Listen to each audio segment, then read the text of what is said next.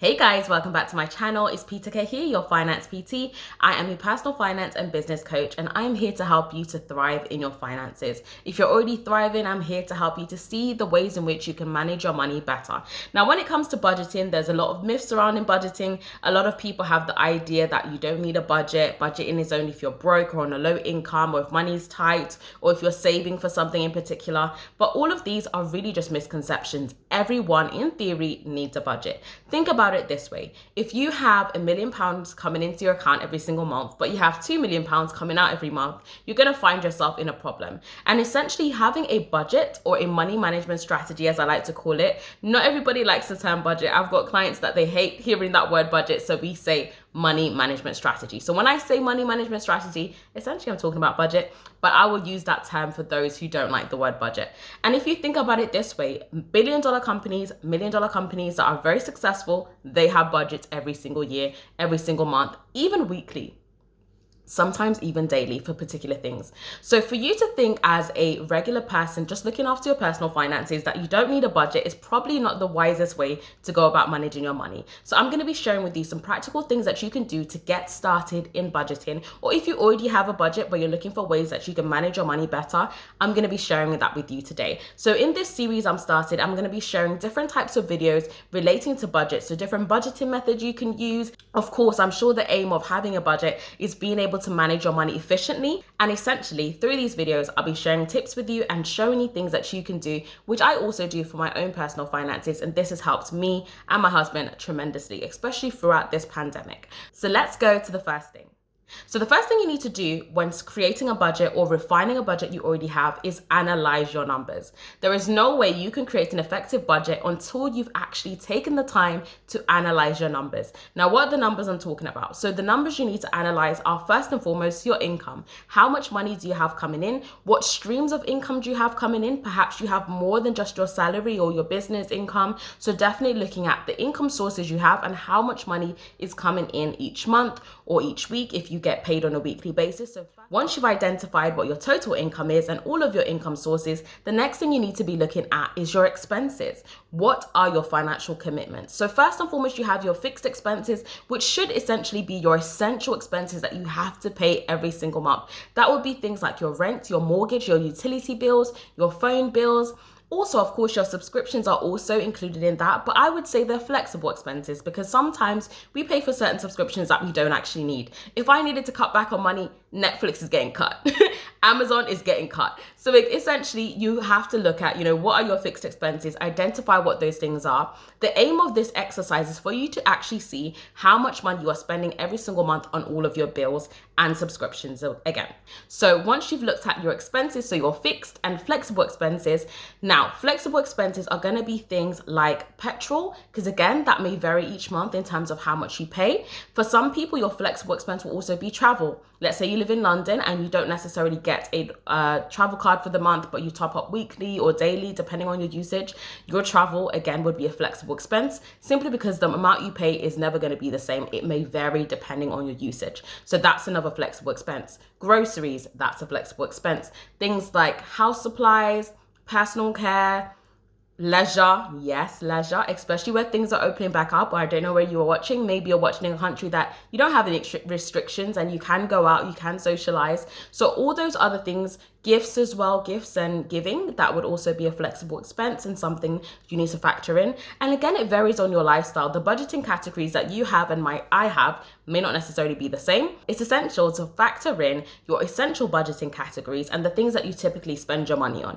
If you say, Peter K, I'm not even sure what I spend my money on, I just know that it goes once I get paid, it's all gone within a couple of days, then the best thing that you can do is take some time. You may think, I don't have any time, but if you're watching this video, you do have some spare time on your hands. So definitely take some time to analyze one of your bank statements from a typical month that you spent how you normally do. Or if you're not too sure, if let's say last month you didn't spend a lot of money because you just didn't have a lot of money, then look at the last 3 months worth of bank statements and have a look at patterns in your spending. What do you typically spend money on? Where do you spend it? And what are you actually buying? This is going to help you a lot to identify what your fixed and flexible expenses are. So I would say what you need to do next is minus your fixed expenses. So those would be things like your rent, your utilities, all of your important and essential bills that if you don't pay those things, it's going to be a problem for you. Also factor in debts that you have a commitment for. That's another thing to include. Your debts are also a financial commitment, or they should be, especially if you intend on, maintaining good credit and also just being a good citizen and paying your debts. So again, that's another thing to factor in. How much debt do you have? Because maybe your income is very high, but your debt to income ratio is also very high. So definitely factor in how much debt do you have and what financial commitments do you have to your creditors or whomever you borrowed money from each month to pay them back. Or let's say on your credit card, how much money have you agreed to be paying back each month? So that's another thing to factor in. So I would include any debts you have that you pay back on a monthly basis, include that in your fixed expenses, because to be fair, it is an expense and you should be including that in your budget. So what to do next? So minus your expenses, including those debts that you pay back every single month from your income. The money that you have left over, that is what you're essentially budgeting for the month. Because again, you want to make sure that bills are paid. You don't want to not be paying your bills so you can have a luxurious birthday. You want to make sure that you are keeping up to date with your financial commitments. So like I said, the money that's left over. So let's say your salary is £2,000 or dollars, whatever your currency is, and your bills are 1,000. So what you're going to have left over is 1,000. So essentially your income is not actually 2,000, really and truly is 1,000, because that's what you will be budgeting. You will be budgeting your savings from that, your monthly investments from that, and also budgeting for your flexible expenses, which we'll get into next. So once you know what that number is, that's the real number that you're working with, as I said earlier. So what you'll then need to do is start budgeting for your savings, your investments, if you make investments every single month, and your flexible expenses. So let's start with your flexible expenses first, and then I'll get into savings. I've learned with time, there's a little trick to that. You may say to yourself, oh, I want to save £1,000 every month. But maybe after doing this exercise, you realize you only have that £1,000 left every month. And again, if you save that 1,000, how will you have money for food? How will you have money for those house supplies, for the clothes for your children? So again, it's not always the best way to work. So I'd say first and foremost, especially when you're just creating a budget, do this exercise first to actually see what you can afford to save. There's no point you saving a large amount of money that you can't actually afford to save in reality. And then you're constantly going to need to keep going to your savings, dipping in and out and taking that money back. It just defeats the whole point of saving that money. So definitely, first and foremost, let's get to your flexible expenses. So we're going to go to the essential ones first. So that would be things like your groceries. That would be things like travel in your case, if you don't have like a fixed monthly train or bus pass, or you don't have a fixed petrol amount that you pay every single month and it's flexible. That would be another flexible expense. Also things as leisure, that's a flexible expense. So I think the best thing to do, and like I said, this is all about creating a budget that you can stick to, is factor in an affordable amount for leisure. I'm not going to say use your whole flexible expense for leisure, because that's not wise. And as much as you want to have fun and enjoy yourself, you need to be responsible with how you manage your money. So I would say decide on a affordable amount, an amount that's not going to cause you to not be able to afford and pay for the things you need to pay for, but it's going to be something that you can do a couple of things with it, but it's affordable at the same time. So leisure as well, personal care, so things like, body wash, all the things that you use to take care of your body. Let's say you need a dental appointment, that would also be personal care as well. So that's another very important category I'd say everyone needs to have in their budgeting. Also things like Treat Me. Let's speak about Treat Me briefly. So if you watched a video of mine, I have spoken about this before. Your Treat Me budget is essentially a budget that you use to treat yourself. We often say, oh, let me treat myself. And we use it as an excuse to spend money we don't have or to overspend. But in this case, every single month, you're going to factor in a Treat Me budget for yourself, which you allocate. So it may be £50. Maybe that's all you can afford. Maybe it'll be 100, depending on your situation and what you can actually afford. You're going to factor in a Treat Me budget. And with that money, you can do, as it says on the tin, treat yourself to whatever you can afford. Emphasis on afford, okay? So next thing also is things like clothing and footwear. So that would be another category to add in your budgeting. Also things like gifts, if you regularly have people that have birthdays, or maybe you just like to treat your friends and family with gifts. So I would also say in that case, include a gift category as well. So also throughout the year, you'll be able to actually see how much you've been given in gifts. Not to boast about out and share on social media, but just for you to have an awareness of what you are actually spending and how much you're spending on different things. Another category I would suggest having is an investment category if you do invest. Also a credit card category as well. Let's say you have flexible expenses in terms of paying back your credit card, then that would be a great category to also have. So a flexible expense, so you can see how much money you're actually paying back on your credit card each month. For example, let's say you love Uber, you're always getting Uber, have a budget for Uber. If you are always ordering from Uber Eats or you're always eating out, have an affordable budget for those things. I think one of the most important things with budgeting is making sure you're creating a budget month on month, because again, there's no point budgeting for the whole of 2021 because some things, especially your flexible expenses, may vary. There may come a month where something has broken in your home and then you need to factor that into your budget as well. So definitely make sure you're creating and reviewing your budget each and every single month. One of the most important things to factor in when creating a budget is making sure that your budget aligns with your priorities. So essentially making sure that budget aligns with your goals, it aligns with affordability. There's no point setting a budget that you can't actually afford to stick to as well. And also that it aligns with your lifestyle, not the lifestyle you desire in your head, but the lifestyle that you can afford. This is very important. And so like I said before, you firstly need to analyze your numbers to identify what your income is after your fixed expenses. And then what you're going to be doing each and every single month is reviewing your budget and planning ahead. One thing that you should do is always plan before you get paid. One of the worst things you can do is already plan after you've started spending, and then it just gets confusing because what you're factoring in is not actually the money you have because you've already been spending. Zara has already seen you, Deliveroo has already seen you. So definitely make sure that you're planning your budget before you get paid. This way you're planning with a rational mind, which is important. You're not planning based on emotion. You're not planning based on that, oh, just got paid, I'm rich, turn up. No, you are planning rationally, and that's one of the key things. So like I said, make sure you plan before payday. So also remember, there is nothing wrong with treating yourself as long as you can afford what you are treating yourself to. It is not a treat if later on it's going to bite you on the bum. That is not a treat. That's just a temporary fix. It's almost like taking a drug. In the moment you have that high, but later on you come down from that and then you have those feelings of regret. You should never treat yourself to something that you're later going to regret. It's not a treat. It really isn't if you think about it that way. And also remember that include things that you love in your budget. So if you love video games, if you love shoes, if you love makeup, include that in your budget. One thing I always say to my clients is that having a budget does not mean you are having a noose around your neck. You can't spend, you can't enjoy. Of course, there is that element of discipline that is required. However, you can factor in those things you love into your budget. Let's say you are someone that you love buying, little knickknacks for your house. Include that in your budget, but set an affordable amount. Affordable amount. I'll leave that thought with you. If you take no word away from this video, I want you to take away the fact that you need to know your numbers and you need to set affordable and realistic amounts for what you spend, because that's the most important thing. And once you've gone through your flexible expenses and then you've seen, okay, so you factored for food. Maybe right now what you spend on food is not actually what you need to spend on food because perhaps you are overspending. You have no method to how you shop for your groceries. You just pick up whatever looks good. In my opinion, the best way when it comes to groceries is setting an amount that is realistic based on your household.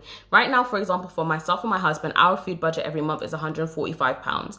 It kind of does vary depending on the month and if there's going to be some special occasions coming up. But even with that, typically a lot of the times we overspend on food. And that's a budget that I'm very conscious of, that I'm always kind of looking at ways, how can I reduce that? Because the amount is realistic. But sometimes what happens is you pop out to the shop, you get a few items, and those few items then add up later on. So I definitely say food and groceries and food shopping in general is something you need to be wary of and something that you need to actively plan. If you're someone that buys your groceries on a weekly basis, I would say, or even if it's not weekly, let's say you do a monthly shop, whatever works best for you, I would say set a list and base that list on not what you think you need, but what you're actually going to cook. Because many times you get lots of different items, maybe you get lots of vegetables or even just different items and you don't end up using that.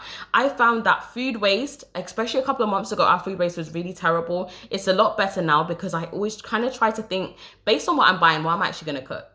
And another thing, let's say you do have groceries at home or things in your cupboard, use those things. Look online, there's YouTube, hello, you're on YouTube right now. There are so many blogs with recipes that you can use to use what you already have in your cupboard, because a lot of the times we buy groceries on a weekly basis or even every 2 weeks and we don't actually need to, because there's things in the cupboard, there's things in the freezer that you've forgotten you've frozen and you're not using it. So definitely do that to reduce your food waste. But getting back to the topic of creating a budget you can actually stick to, factor that into. So think about an average amount that you need to spend on groceries. Once you've set that and you've gone through all those flexible expenses that I mentioned before, the amount that is left over is the realistic amount you can afford to save. So let's say from that £1,000, as we spoke about before, once you factored in the essential amount you need to spend on your groceries, your travel, your personal care, and all your house supplies as well. You know, you're going to need some cleaning supplies and all of that good stuff. So once you factored in those essentials, I wouldn't say factor in clothing and footwear, because let's be real,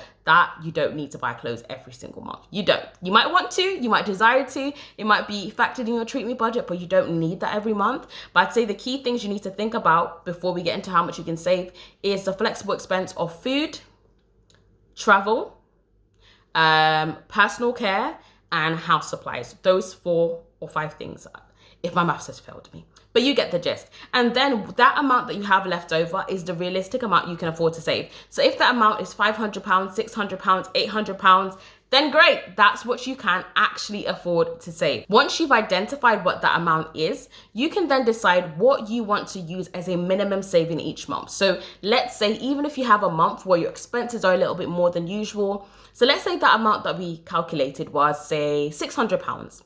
But you decide every single month, I want to save at least £400. That gives me a £200 buffer. If I want to, I can save all of that £600. But let's say there's a month that my expenses have increased and I need to pay for some other things. I can then use that £200 buffer to cover those additional expenses. But what I would suggest is set yourself a minimum saving amount every single month. That's your minimum target. Once you've met that, you can then think about, oh, let's exceed that. You know, have that extra money. Let me just save it. It's not harming me, it's helping me. So I would say that's a really, really good thing to do and to think about. So definitely each month, have yourself a monthly saving target. If you can exceed it, great. But always have that as a goal you are aiming to reach. So before you even get paid, set up that standing order. So then once you do get paid, that money's going to come out and you're not even thinking about it. You're not deceiving yourself thinking, oh yeah, I've got that extra. No, you don't. It's in the savings. It's no longer there. Don't think about it. Don't think like, oh, if I do want to get those jeans. No. The money's not there. It is not for spending, only if it's an emergency or meets the purpose of what that saving is for. The last thing I forgot to add, when thinking about your budget for each month, definitely factor in a miscellaneous category. This is something that I learned as I started budgeting in 2019. I realized that sometimes each month different things would come up. So let's say maybe I wanted to give an offering at church, or I don't know, just something randomly came up. It was a birthday, or I just hadn't factored for that particular expense. Make sure you have a miscellaneous budget, because again, especially if you use the zero budget method, you factored in for every single penny, but sometimes miscellaneous items come up. And again, when that happens, you're either going to need to maybe take some out of a particular budget that you set and use it for something else, or to be wise, set a miscellaneous budget. Again, even if it's only £50 in that miscellaneous budget, if you don't need to use it, that's another £50 you can save. And if you do, let's say, overspend on some categories, or perhaps an additional expense came up, you can then use your miscellaneous budget to cover that. And the last thing I'd suggest, because I've not actually spoken about where should you be budgeting.